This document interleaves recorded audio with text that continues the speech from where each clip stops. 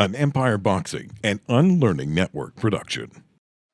Welcome back to the Empire Boxing Podcast. I'm your host, Coach Jay, and we have Daniel Norman in the studio. This is a very exciting day, and it is my pleasure to welcome Rick GLASER to the show tonight. He's an international boxing agent consultant, a New York State Hall of Fame inductee, and professional boxing, and been in the professional boxing biz for 33 years. He's got a wealth of world-class boxing experience, and Rick, it's just a pleasure to have you on the podcast tonight. Thank you for your time. I went to a lucrative career as a wholesale car dealer, and then I got involved in bookmaking, loan sharking, and extortion. And I got indicted by the feds in 1989. I pled guilty in 90, and I didn't know what I wanted to do for the rest of my life, but I said on January 1st, 1991, I made the decision to get involved in professional boxing full time. And I did. And the 6 months later, there was no car business anymore. It was strictly boxing. And it takes me to where I am today. So when I got indicted, I pled guilty. I got a huge fine, no jail time because the FBI erred in my case. And they gave me 5 years probation, the judge. And I got lucky. And then I got involved in boxing. The judge said, you know, you've been robbing the community long enough, do something for the community, and you only got to go to probation once a month. I got in the boxing business. I started going into the gyms, and I started working with the kids and stuff. And then a couple of the kids wanted to turn pro. And then I met a promoter, and he had Roberto Duran, and that was my forte in the professional boxing. And I just got really lucky, and everybody that I met along the way helped me. Started out with Mike Akery. He's now passed away 3 years ago, January of 2021. He was my original mentor. And then he introduced me to, and then I met Ron Katz.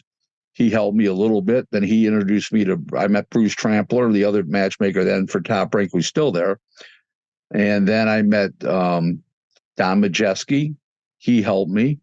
He's an international agent based in New York City. And then I met Don King, and the rest is history. Mm-hmm. And everybody helped me along the way. All those guys that I just mentioned helped me along the way and made me a better person. Everybody's always asking me, why are you asking so many questions? I'm fucking learning, you dummies. Mm-hmm. So in the meantime, it made me a well-rounded boxing guy, and I love what I do. I advertise myself 24/7, 365, and I literally am. One of the funny things about me when I acquire a new client is that they call me in the middle of the night, literally in the middle of the night, and they say I say I'm 24/7, 365, for all clients' peace of mind. Well, they call me in the middle of the night to check up on me to see if I'm really 24/7. They're just testing it. I answer the phone. Really they don't even know what to say. They're stunned. They think it's some kind of like advertising campaign. I'm just an animal. So I do sleep from 1 o'clock Eastern time, 1 o'clock at night till 3 o'clock in the morning for 2 hours. Then I get up and I work for about 2 hours till 5, and then I go back to sleep, and I sleep till between 5 and 7. But the phone is on, so if people call me at those hours that I'm supposed to be sleeping, I do answer the phone. But the phone is right next to me on full blast, so I do answer the phone. But I don't initiate any calls between 1 and 3, and normally 5 to 7 in the morning. It's people calling me. I don't start out anything, so it works out good. I can do on 4 hours worth of sleep a day, and I'm just, I'm nocturnal. What can I say? Yeah, it feels different. Hey, Rick. Yes. One thing I was going to say, like the boxing industry is so complex and unique, and one thing that's hard to learn is the ropes of professional boxing. So you mentioned some of the names, which are, basically all Hall of Famers. What were some of the challenges that you had? Like, I guess you had somebody kind of guiding you, Bruce Trampler and Don Majeski. Well, Bruce helped me. Bruce helped me, gave me business that at the time that he wanted me to earn. I did. everybody gave me a shot. They thought I was so aggressive. And when I say I'd call back at a certain time, I would call. They tell me call back at 11 o'clock. I'd call back. I was just so on it all the time that people were impressed, and they all gave me a shot. And here I am today. Boxing. I wish I could give as much to boxing and as the boxing's done for me. I will say that. I live a very nice life because of boxing. I met some of the most famous people in the world because of boxing. I've met some of the most infamous people in the world because of boxing. But I met people that I would have never met. I mean, I've met people in politics and a big business that I would have never met if I wasn't in the boxing business. Mm-hmm. So, hanging around with Don King, I was Don's go-to guy from 2003 to 2016. Matter of fact, I'm leaving Saturday. I'm spending Saturday, Sunday, Monday with Don King in Florida. We're going to be on a podcast together on Monday, matter of fact, on Joey Molino's podcast called The Skinny. I don't know if you're familiar with that or not. I haven't heard of it. Yeah. Right. But we're going to be on it together, Don and I. But basically speaking is I morphed information from everybody. Yeah. And I learned, and I was resilient. There was some tough times. USA TV went off the air for boxing in 1998, and I thought I was doomed. And I motored on. Why did it go off air? It what? Why did that happen? How come it went off air? Because the new owner took over and he hated boxing. New owner. The CEO of the new company that took over, the chairman of the new company that took over. Make a long story short, I survived that. I survived, HBO going out of business. Mm-hmm. Showtime didn't affect me at all, zero. And then we had the pandemic in 2000 and that affected me greatly because not only did it affect it in 2000, but even in 2021, we still had a pandemic in boxing because you couldn't travel to certain countries. You had to be quarantined if you did. And it was very, very tough, but I've survived it all. I've seen it all. I've seen people come and go in the boxing business. I've seen people go broke. I've seen people not make any money. They moved on, and I'm the great sir. I guess some people call me the great survivor. I'm definitely the great communicator. When I'm the great survivor, I guess I may be that too, and I'm not bragging, but it takes a certain animal to be in this business. Yeah. My wife thinks everybody's crazy in the boxing business, and she's not talking about the fighters. She's talking about the people in the business because it's a unique business. The one thing that'll never, ever come out of my mouth is, why are you calling me at this hour? I mean, you're a client and you want to be a client, and you're calling me at the oddest hours. I'll never say anything to you about why you call me at this hour. Now, have somebody called me up and asked me something stupid? I said, this stupid question couldn't have waited till normal business hours. Yes, I've done that, but it's never why you called me at this hour. I'm an animal. I love what I do. I live for it. And, some of my friends call me the boxing animal, the amazing animal, the animal. I just am what I am. I heard Slick Rick too. Yeah, Don King started that name. That resulted from a particular situation, to be honest with you about it. Basically speaking, is a fighter wanted $350,000 from Don for the fight, and I tricked him into fighting for $110,000. So that's how that came. And how I did it was, I didn't do anything dishonest.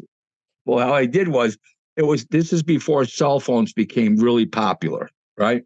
This was like 2000 and maybe 2005. So we used to call the fighter's house and to talk to the fighter. So you get to know their wife. So Don said the fighter wanted $350,000. I had used the fighter as a sparring partner a couple of times, got him paid $1,000 a week. So the wife knew who I was. So I called up the wife, knowing that the husband wasn't going to be home at this time. He'd be at the gym. And I said, did you know that your husband turned this fight down? Now, I had already talked to the husband, and I offered him $100,000 for the fight. He turned it down. I'm not fighting for less than 350. So I called up the wife. Did you know that your husband turned down 100,000? And what? She goes, our minivan needs a transmission. The Smart, baby needs smart. shoes. He says, we need a new griller, barbecue, grill. She goes, you stay right there. Is this fight still available? Yes. She calls me back and she says, my husband is calling you. Don't worry about it. Save this fight for him. So when it was said and done, I had to send him 10,000 up front. And the 110,000 for the fight, 10 up front, so he could leave it with his wife, so he could go away to training camp. And he ended up fighting. He got stopped, and I think that was at the 6th or 7th round in a really good fight. Yep. But I got him to fight for 110,000. Dad, the funny part was, Dad would have offered him 200. Don would have. I'm sorry. The guy wanted 350. Don never got him to an offer of what he would have paid him. And he turned it over to me when he was so frustrated dealing with the guy because he wouldn't move off his $350,000 figure. That's where the name Slick Rick came in. And after that, it was all Slick Rick after that. So I don't know if that's a good thing or a bad thing, a good thing or dubious, but it is what it is. That's what happened. What are some of the biggest differences you notice in the industry from, let's say, the 90s to the present day? And what do you think's best for boxing? Nothing's good. It used to be you call up a manager, the manager said, yeah, we'll take the fight. Now he's got to talk to the fighter, the trainer, I'll get back to you in 3 days. It used to be an instantaneous. You used to negotiate on the phone. Hey, can you come up with another $5,000? Can you come up with another $10,000 or whatever? And the guy would say, yes, the fighter is in. Today, I got to talk to the fighter. I talk to the trainer. I got to talk to the trainer's, the what do you call it? I got to make sure the trainer can go. He doesn't have any family obligations that weekend. It's just, that's one thing. Another thing is fighters aren't fighting each other. Everybody thinks they're in for $1 million payday because they have a decent record and they've never proven themselves. They've only fought in hobos and they're 16-0 and 15-0 and 18-0. And they don't want to fight anybody. I mean, look at the problems you got with guys. Nobody will fight Shakur. Tank won't fight anybody. The list goes on and on. Canelo won't fight Benavides. He won't fight Terrence Crawford. For years, 6 years that Crawford waited for a Spence fight. Finally happened. Spence was shot. They were waiting because they were so stupid. They were waiting for Crawford to get old because he was older, but he was low mileage and he doesn't drink. The other guy drinks and got in a car accident, 2 car accidents, actually. I mean, and he was shot by the time they fought. And it just that's a big difference. Another thing is anybody can get TV dates back then if you had the fighters. Today, these companies like Top Rank and what PBC did have with Showtime, Golden Boy and Eddie Hearn have with DAZN, these long-term deals where they get so many dates per year, so much money and all that kind of stuff. Where years ago, you just call up USA Network or ESPN and say, hey, I got this guy can fight this guy. Can I get a date? Yeah, this is the date. Where's your site? Okay, how much? Okay, we got a deal. And the contracts get rolling and and you send them a contract for the site so they see it's real. Today, it doesn't work like that. And today, the mid-level promoters are at the behest of the big promoters like the Arams, Eddie Hearns, and Golden Boys, and they're forced to do co-promotional deals on their fighters. Yeah.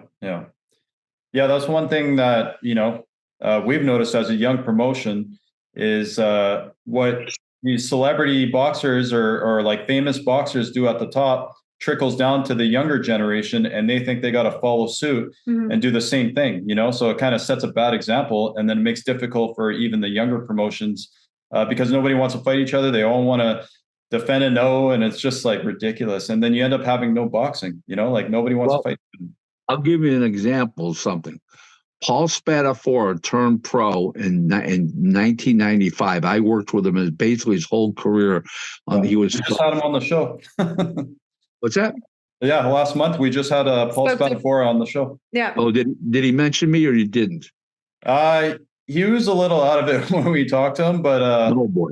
Oh yeah, boy. yeah. It So was, anyways, he was maybe like not the best time. 45 and 0-1 when he was with me, up to 45 0-1, maybe 46 0-1. I don't remember exactly, but basically from 2000, from 1995 till 2010, I believe it was.